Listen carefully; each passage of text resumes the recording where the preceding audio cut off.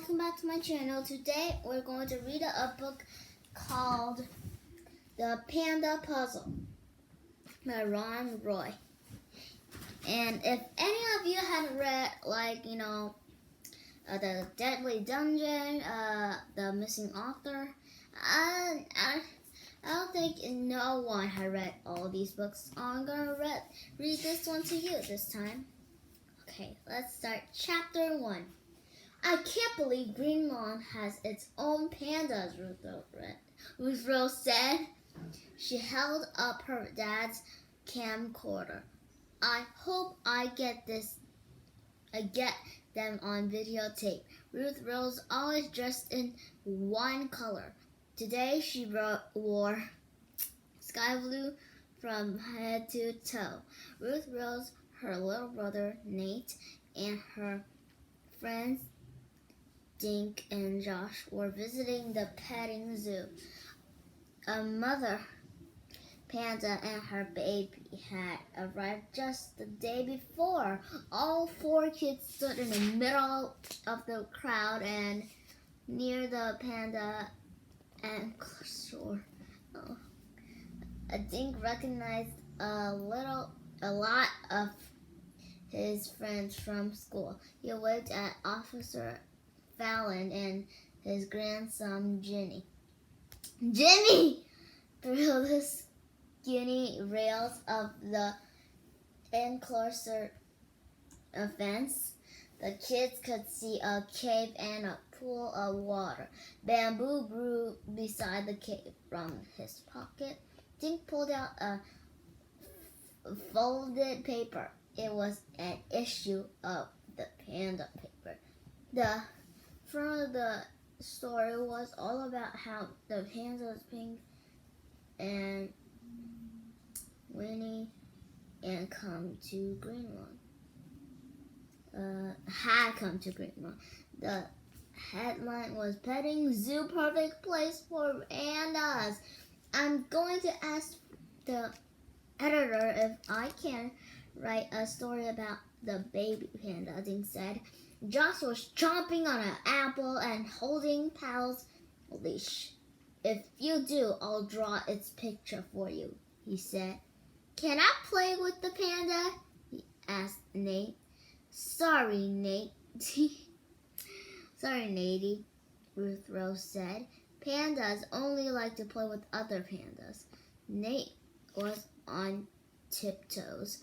I can't see, he complained. There's too many big people. There's a bench over there, Dink said. We can see better if we stand on it. The four kids climbed onto a nearby bench. Now they could see over the crowd. Pal plopped on the lawn with a big sigh and closed his eyes. The crowd stood just outside the fence. Off to one side, standing near a microphone, were two men and a woman. The kids recognized the woman. Her name was Napper, and she worked at the petting zoo. She fed the animals and made sure they were safe and comfortable. She was wearing a green uniform with the words Petting Zoo stitched onto her shirt pocket. Next to Iron was a short man with spiky yellow hair. That was Tom Steele, the editor of the Panda paper. Who's the guy wearing the necktie? Josh asked. The man Josh had asked about was very tan. He was whispering something to Iron Napper. That's Philip France, Dink said. He showed Josh a picture in the Panda paper. His grandmother gave the money to Greenlawn to build this park. Just then, Flip Francis spoke the microphone. Can you all hear me? He asked. Ruth Ruth Rose turned on the camcorder and aimed it toward the microphone. Hi everyone, I'm Flip Francis, he said.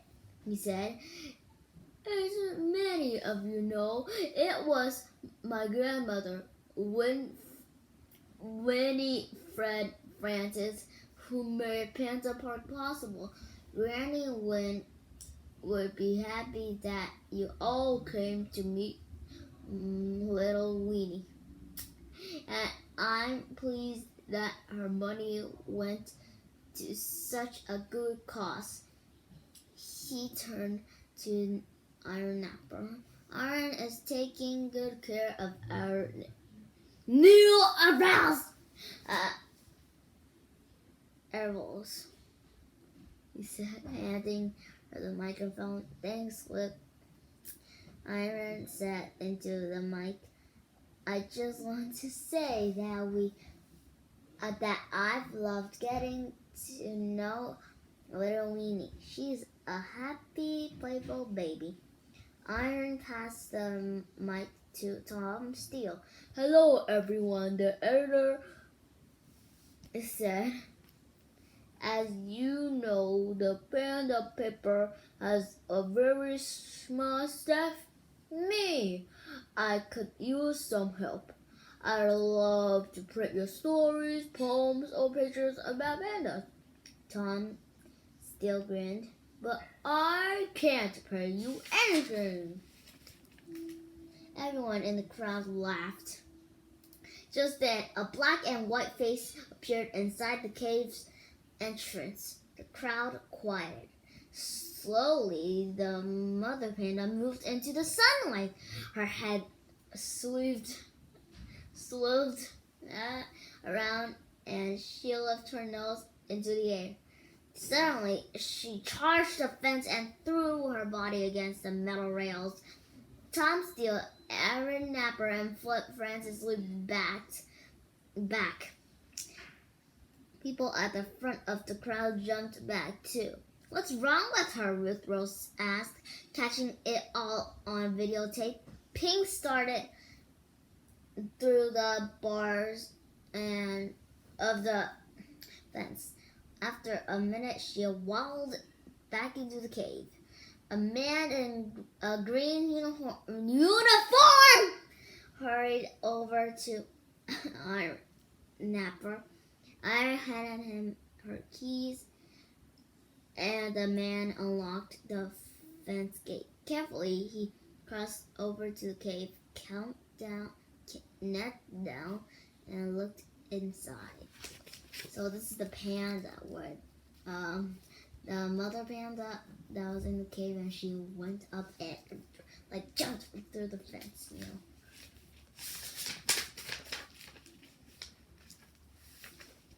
Then he reached in and pulled something out. To Dink, it looked like a round alarm clock. A small piece of paper was tied around it with a string. The man relocked the gate and handed the object to Iron. She removed the paper and silently read what was written on it. This is so weird, Josh whispered. What's wrong? Iron stepped back into the microphone. Dink noticed her hand was shaking. This is a ransom note, Iron told the crowd. Winnie has been kidnapped. Do you know what is going to happen next? Let's go. Next time, we're going to read chapter 2. Bye.